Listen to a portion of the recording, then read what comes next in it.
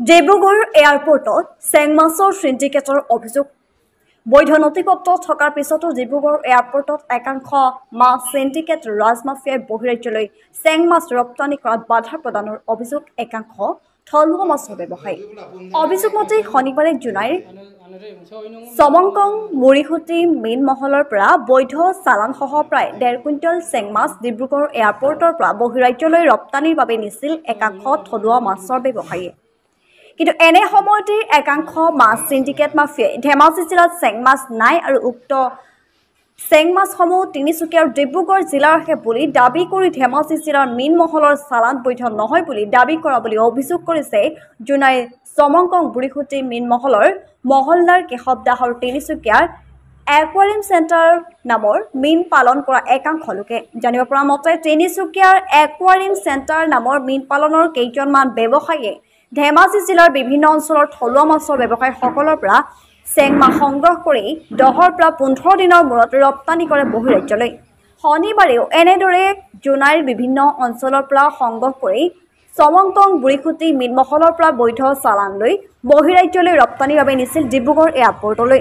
কিন্তু ডিব্ৰুগড় এয়াৰপোৰ্টত একাংশ মাছ সিন্ডিকেট মাফিয়াই উক্ত মাছৰ চালান তিনিচুকীয়াৰ এজন মীন মহলৰ মহলদাৰৰ পৰাহে ল'ব লাগিব বুলি কয় এয়াৰপোৰ্টত মাছ নিয়াত বাধা প্ৰদান কৰা বুলি অভিযোগ কৰিছে, যাৰ ফলতে চেং মাছ ৰপ্তানিৰ বৈধ নথিপত্ৰ থকাৰ পিছতো বহিৰাজ্যলৈ নিব নোৱাৰিলে প্ৰায় 1.5 কুইণ্টেল চেং মাছ। জানিব পৰা মতে জুনাইৰ বিভিন্ন অঞ্চলৰ থলুৱা মাছৰ ব্যৱসায়ীসকলেও স্থানীয় নৈ বিল আদিৰ পৰা চেং মাছসমূহ ধৰি নিজাববীয়াকৈ জীয়াই ৰখাৰ উপৰিও চেং মাছ পালনৰো ব্যৱস্থা কৰিছে বহুলোকে। ফলত চেং মাছৰ ব্যৱসায়ৰো পালনেৰে আৰ্থিকভাৱে স্বাৱলম্বী হ'বলৈ সক্ষম হৈছে জুনাইৰ বিভিন্ন অঞ্চলৰ বহু পৰিয়ালে। কিন্তু এনেদৰে ডিব্ৰুগড় তিনিচুকীয়া একাংশ মাছ সিন্ডিকেট মাফিয়া ৰাজৰ ফলত আজি চিন্তিত হৈ পৰিছে ধেমাজি জিলাৰ বহু থলুৱা মাছৰ ব্যৱসায়ীসকল। সেয়ে এনেবোৰ সিন্ডিকেট ৰাজৰ বিৰুদ্ধে বিহিত ব্যৱস্থা গ্ৰহণ কৰি থলুৱা মাছ পালক আৰু থলুৱা মাছৰ ব্যৱসায়ীসকলৰ ব্যৱসায়ৰ পথ সুচল কৰি তুলিবলৈ থলুৱা মাছ ব্যৱসায়ীসকলে আহ্বান জনাইছে চৰকাৰৰ ওচৰত। আমি লিগেল চালান লৈ যোৱাৰ পিছতো আমাৰ মাছটো ডিব্ৰুগড় এয়াৰপোৰ্টত একচেপ্ট কৰা নাই, কাৰণ আমাৰ তিনিচুকীয়াৰ একাংশ দালালে আমাক অতি ভালেমান দিন ধৰি অশান্তি দি আছে। ইয়াতে আমি বহুত হাৰাশাস্তি পাইছোঁ। আৰু মাছখিনি আমি শংকৰাং বুঢ়ীচুটি জুনাইৰ পৰা লৈছিলোঁ। জুনাই মহলদাৰটোৰ নাম হ'ল শ্ৰী কেশৱ দাস। তেওঁৰ পৰাই আমি চালানখন লৈ পেলাই আমি ডিব্ৰুগড়লৈকে লৈ গৈছিলোঁ। আৰু মোৰ ঘৰ তিনিচুকীয়াতে থাকোঁ, মোৰ ফাৰ্মো তিনিচুকীয়াতে আছে। যিহেতু এইটো অৰ্নামেণ্টেল ফিছ হয়, লাইভ ফিছ হয়, সেইটো আমি ভালেমান দিন জীয়াই ৰাখিব পাৰোঁ। আৰু ৰাইজৰ পৰা আমি গোটাই 10-15 দিন জমা কৰি আমি বহিৰাজ্যলৈ আমি পঠিয়াওঁ। তাৰ পৰা আমাৰ গাঁৱৰ মানুহৰো 2 টকা আমদানি হয় আৰু আমাৰো এটা ভাল বিজনেছ হৈ আছে। আৰু ইয়াত কোনো আনলিগেল আৰু কোনো বেয়া বিজনেছ চলা নাই। কিছুমান মানুহে আমাৰ ওপৰত বেয়া আঘাত লগাইছে। সিহঁতে কৈছে যে সিহঁতৰ মহলৰ পৰা আমি চুৰি কৰি মাছ লৈ গৈছোঁ। যিহেতু সিহঁতৰ চুৰি কৰাৰ একো প্ৰমাণ নাই আৰু প্ৰমাণ নোহোৱাৰ কাৰণে আমাৰ তিনিচুকীয়া ডিচি ছাৰে এটা পাৰ্মিশ্যন লিখি দিছিলে যে আপোনালোকে কাম কৰিব পাৰিব, মহলৰ চালান লৈ পেলাই আপোনালোকে কাম কৰিব পাৰিব। সেইকাৰণে আমি ধেমাজি ডিষ্ট্ৰিক্টৰ কেশৱ দাসৰ পৰা আমি চালানখন লৈছিলোঁ। আগৰ পৰাই কৈ আছিলোঁ। আৰু এইখন হ'ল ডিব্ৰুগড় এয়াৰ অথৰিটিত দিয়া ডকুমেণ্টখন, যিহেতু ডিচি ছাৰে কৈছে যে চালানখন লৈ পেলাইহে আপোনালোকে একচেপ্ট, কিন্তু তথাপিও ডিব্ৰুগড় এয়াৰপৰ্টে আমাৰ চালানখন একচেপ্ট কৰা নাই। মাছক লৈ এটা সিন্ডিকেট মানে কি, আমাৰ যিটো লিগেল মাছ হয়, লিগেল মাছৰ কাম কৰি আছোঁ, লিগেল বেপাৰে হয়, আমাৰ ফাৰ্মো আছে, আমাৰ GSTও আছে, চালানো আছে, আমাৰ সব ডকুমেণ্টে আছে। যিটো বিজনেছ কৰিব এটা মানুহৰ দৰকাৰ হয়, তাৰ পিছতো সিহঁতে এটা এনেকৈ সিন্ডিকেট লগাই আছে যে সিহঁতৰ চালান ল'ব লাগে আৰু সিহঁতক অবৈধভাৱে টকা দিব লাগে। সিহঁতে এইটোৱে কৈ আছে যে অকল সিহঁতৰ এলেকাতে মাছটো পোৱা যায় আৰু বাকী ক'তো মাছটো পোৱা নাযায়। তো আমি মোটামুটি ভালেমান কেইটা অঞ্চলৰ পৰা মাছ কালেকশ্যন কৰোঁ। আমি কিছুমান শদিয়া ছাইটৰ পৰা কালেকশ্যন কৰোঁ, কিছুমান আমি জোনাই অঞ্চলৰ ভালেমান কেইটা অঞ্চলৰ পৰা কালেকশ্যন কৰোঁ। আমাৰ মৰাণ অঞ্চলতো মাল হয়। যিবোৰ বিল জায়গা আছে, অলপ জংঘল জায়গা আছে, পথাৰ জায়গা আছে, সেইবোৰত চেং মাছ, বহুত ধৰণৰ চেং মাছ হয়। আৰু ভালেমান এইটো বিজনেছ কৰিম বহুত মানুহ উন্নতি কৰি আছে। ফ্লাইটত অহাৰ লগে লগে আমাৰ ডকুমেণ্টখিনি চালে, ডকুমেণ্টখিনি চোৱাৰ পিছত এয়াৰপৰ্ট যিজন মেনেজাৰ বুকিং মেনেজাৰ আছে তেওঁ কৈছে যে নাই আপুনি কাগজটো মোটামুটি ঠিকে আছে, চালানখন ঠিকে আছে। তাৰ পাছত আমাৰ ইয়াৰ পৰা দুজনমান মানুহে ফোন কৰিলে, তেওঁক ফোন কৰাৰ পিছতে তেওঁ আমাৰ মালটো একচেপ্ট কৰা নাই আৰু আমাৰ ওপৰত এটা এনেকৈ বদনাম লগাইছে যাতে আমি এই মাছটো সিহঁতৰ অঞ্চলৰ পৰা চুৰি কৰি আনিছোঁ। অলৰেডি আমাৰ ওচৰত ডকুমেণ্ট আছে যে আমি কেশৱ দাসৰ পৰা মালটো লৈ গৈছিলোঁ। কেশৱ দাস হ'ল শংকৰম বৰুচুতিৰ মহলদাৰ। তেওঁ হয়। নাম শ্ৰী যদু চৰকাৰ। মই মোটামুটি 15 বছৰ হৈ গ'ল মই এই ব্যৱসায়টো কৰি আছোঁ। আৰু এই ব্যৱসায়টো অৰ্নামেণ্টেল ফিছৰ অসমতে ময়ে প্ৰথম কৰিছোঁ। ময়ে এই গাঁও অঞ্চল মানুহকে শিকাইছোঁ আৰু কেনেকৈ পুহিব লাগে, কেনেকৈ থ'ব লাগে, চবক ময়ে শিকোৱাম। মোৰ নাম কেশৱ দাস, চিমেণ্ট চাপৰি।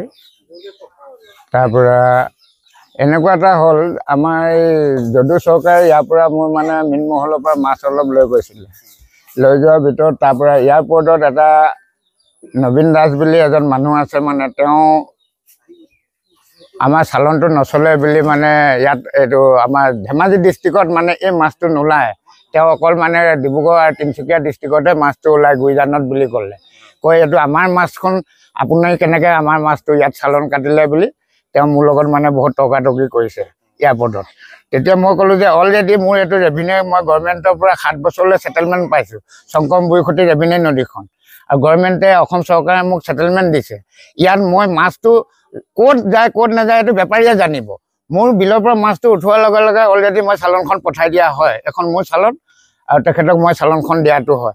তেখেতলোকে তেতিয়া মানে উল্টাকৈ কৈছে যে আপোনাৰ এয়াৰপৰ্টত দিবলৈ মানে অৰ্ডাৰ আছে নাই বুলি মোক সুধিছে। মই তেতিয়া কৈছোঁ মইতো এয়াৰপৰ্টত অৰ্ডাৰ আছেনে নাই এইটো বেপাৰীয়ে জানিব। তেওঁলোকে ক'লৈ নিয়ে, এয়াৰপৰ্টত নিয়ে নে ক'লৈ নিয়ে নে, মই নিজৰ স্পটৰ পৰা মই চালনখন কাটি পঠিয়াইছোঁ তেখেতলোকক। তেখেতলোকে মোৰ ফিচাৰী ৰেভিনিউ মাছ লৈ গৈছে।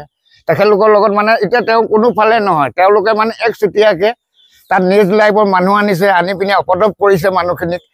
আমাৰ মানুহক মোবাইলত মানে ৰেকৰ্ডিং কৰিব দিয়া নাই, মোবাইলটোহঁত কাঢ়ি কাঢ়ি লয়। তেওঁলোকৰটো হ'লে তেওঁলোকে এক্টিভ কৰিবলৈ দিয়ে, আমাৰখিনি কৰিব নিদিয়ে মানে। সেই হেতুকে আপোনালোকক লৈ স্পটত আজি এইখনে বিল মোৰ শংকৰম বুঢ়ীখুটি ইয়াতে 4 সীমাটো লিখা আছে গভৰ্ণমেণ্টৰ। এই 4 সীমাৰ ভিতৰতে আমি এতিয়া আপোনালোকক লৈ কথা পাতি আছোঁ। ইয়াতে আমাৰ গোটেই মাছখিনি ইয়াতে উৎপাদন হয়। ইয়াৰ পৰাই আমাৰ জনসাধাৰণে ধৰক আমাৰ কৈবৰ্ত মানুহে হওক, ট্ৰাইবেল মানুহে হওক, ইয়াতে মাছকেইটা মাৰি চলি আছে। হয় ৰেভিনিউ নদীখন, কিন্তু সকলোৱে চলিব লাগিব ওচৰ চুবুৰীয়া।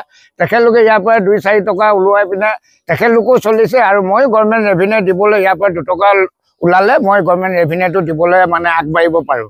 এতিয়া মোৰ মাছটো এতিয়া তেওঁলোকে ইমান দিনৰ পৰা আজি 3 মাহৰ পৰা বন্ধ কৰি ৰাখিছে, মানে চালনখন নচলে বুলি।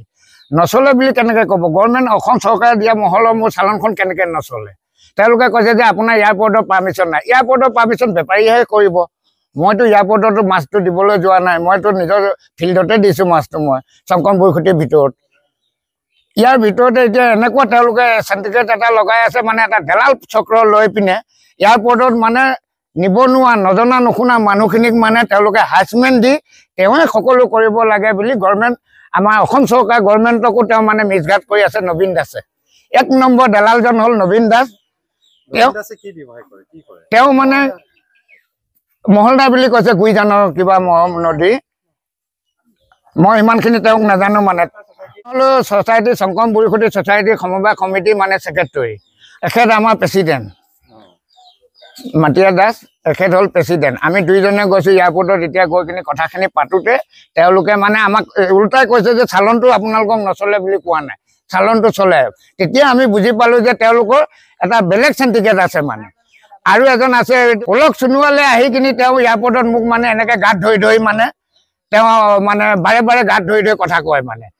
তেতিয়া তেওঁক ক'লোঁ মানে আপুনি গাত ধৰিবলৈ আপুনি কোন হয়? আপুনি মহলদাৰ নে কি হয়? আৰু আপুনি দূৰৰ পৰা কথা পাতক, মোৰ লগত গাত ধৰি আপোনালোকে ইয়াত মিছগাইড কেলৈ কৰি আছে?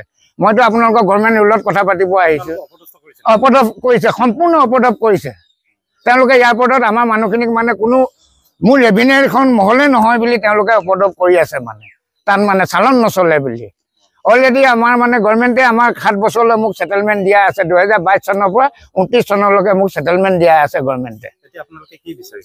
এতিয়া মানে তদন্তটো হ'ব লাগে আমাৰ মাছটো আমি বিকিব পাব লাগে আমাৰ এই জনসাধাৰণে সকলো বেপাৰী জলুৱা সকলোৱে চলিবৰ কাৰণে আমাক সুবিধাটো কৰি দিব লাগে মানে ইহঁতৰ লগত যুঁজ কৰি পিনে কেছ কৰিবলৈ এতিয়া মানে কেছ নকৰোঁ মই নিউজৰ দ্বাৰা সিহঁতেও নিউজ আনিছে যেতিয়া আমি নিউজৰ দ্বাৰা আপোনালোকৰ দ্বাৰা প্ৰচলিত কৰি অসম চৰকাৰে অসমৰ সকলো জনসাধাৰণে যে বুজি পায় এই কথাখিনি যে এনেকুৱা এটা মিছঘাট কৰি তেওঁলোকে ডিব্ৰুগড়ত মানে চেণ্টিগেট চলাই আছে এটা মানে দালাল চক্ৰ মানে নিবনুৱা মানুহখিনিক চলিবলৈ তেওঁলোকে ৰাস্তা দিব বিচৰা নাই ইয়াত অলৰেডি তেওঁলোকে যদিও চৰকাৰে মোৰ পৰা চালান কাটি লৈ গৈছে মোৰ চালানৰ ওপৰত তেওঁলোকক অভাৰ চালান কাটি দিব লাগে বোলে তাত অভাৰকে আকৌ অভাৰটেক কৰিব লাগে বোলে চালান তেওঁ এটা বেপাৰীয়ে জলুৱাৰ পৰা মাছ কিনি নিয়ে বেপাৰীৰ পৰা কিনি অলৰেডি মহলদাৰৰ পৰা ফিল্ডৰ পৰা চালান লৈ যোৱাৰ পাছতো তেখেতক আকৌ কেনেকৈ চালান দিব তেখেতলোকে মানে জুই জবজ গুণ্ডা পাৰ্টি এটা আছে সিহঁতৰ ফালৰ পৰা চালান ল'ব লাগে আমাৰ ইয়াত এই মাছটো পায় আমাৰ ৰান্ধনী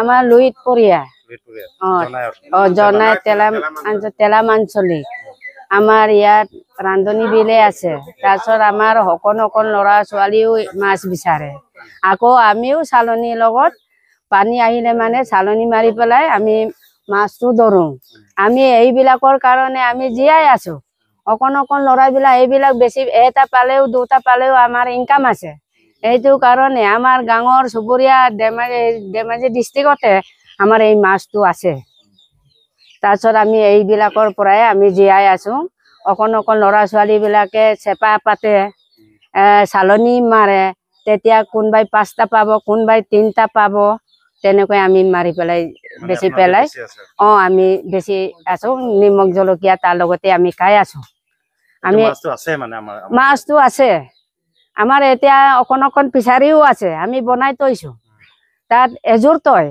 এযোৰৰ পৰা 2000-3000 লৈকে পায় এতিয়াও আমাৰ পোৱালি দিয়ে আমাৰ হেৰি কিবা ফিচাৰীটো চাবলৈ মন গ'লে আমি ফিচাৰীও দেখুৱাই দিম এনেকুৱা আমাৰ ইয়াত লাংলিং কৰি পেলাই আমি মাছ বেছি খোৱা নাই ল'ৰাবিলাকে আমি গোটাই মেলি পেলাই দিছো ল'ৰাবিলাকে বেচিছে মই বেপাৰী হয় ইয়াৰ আমাৰ তেলাম অঞ্চলৰ এই মাছৰ বেপাৰী হয় এই মাছটো আমাৰ ইয়াত ধেমাজি ডিষ্ট্ৰিক্টতে পোৱা যায় আমাৰ হেৰিৰ পৰা এই জোনাই টু ঘৰপুৰ আমাৰ উত্তৰ লাইনত চব সেইটো মাছটো পোৱা যায় আমি এইটো মাছটো পুহি কিনি যোৰাকে ফিচাৰী লৈ কিনি আমি পোৱালিও প্ৰডাকশ্যন কৰিছোঁ এইবিলাক আমি বেপাৰ কৰি এই বেপাৰটো কৰি কিনি আমি 4-5 বছৰমান এই যদু চৰকাৰৰ লগত আমি লেনদেন কৰি কিনি আমি বিজনেছটো কৰি আছোঁ আমি সেই মাছটো এতিয়া এই নবীন দাসে তাত এয়াৰপৰ্টত গণ্ডগোল হোৱাৰ কাৰণে আমি এতিয়া 1.5 মাহমান হ'ল এইটো বিজনেছটো চলাব পৰা নাই এতিয়া বন্ধ হৈ আছে এইটো আকৌ কাগজটো মহলদাৰে কাগজটো ক্লিয়াৰ কৰি কিনে আজি এয়াৰপৰ্টত পঠাইছোঁ এয়াৰপৰ্টৰ পৰা আকৌ এইটো হেৰি নহ'ব বুলি কমপ্লেইন হোৱাৰ কাৰণে আমাৰ আকৌ বহুত অসুবিধা গৰাই পঠোৱাৰ কাৰণে আমাৰ বহুত অসুবিধা হৈছে আমাৰ এইটো বহুতজন মানুহে মাছৰ বিচৰা মানুহ আছে ইয়াৰ হেৰি চেপা পাতি ভল্ডাৰ পাতি আমি এতিয়াও যোগাৰকেইটা দেখাই দিম জলুৱাবিলাকত ঘৰে গৈ কিনে আমি দেখাই দিব পাৰোঁ আমি সেইটো মাছটো হেৰি বিচাৰি কিনি এটা দুটা পোৱাটো আমি 50-60 টকাকৈ এটা মাছত 1 পিচ মাছত 50-60 টকাকৈ কালেকশ্যন কৰি কিনি আমি 1 পইচা 2 পইচা তাৰ পৰা ইনকাম কৰি কিনি আমি খাই আছোঁ ইমান 4-5 বছৰ হ'ল এনেকৈ আমি খাই আছোঁ আমি ঘৰত হেৰিৰ পৰা জলুৱাৰ পৰা কালেকশ্যন কৰি কিনি আমি 1000-2000 পিচ হ'লে আমি যদু চৰকাৰৰ লগত পঠাওঁ যদু চৰকাৰে এয়াৰপৰ্টত পঠাওঁ এনেকৈ পঠাই আছিলোঁ আজি 1.5 মাহ 2 মাহমান হ'ল এইটো আমাক মানে বন্ধ কৰি ৰাখিছে এয়াৰপৰ্টত এতিয়া আমি চৰকাৰক আহ্বান জনাইছোঁ যে আমি সেই মাছটো এয়াৰপৰ্টত নি যদু চৰকাৰে পঠিয়াব পাব লাগে আমি নিউজ লাইভৰ জৰিয়তে আমাক সুবিধাটো কৰি দিব লাগে আমি নিবনুৱা মানুহবিলাকে এইটো মাছটো বিচাৰি কিনি বিক্ৰী কৰি খাব পৰাকৈ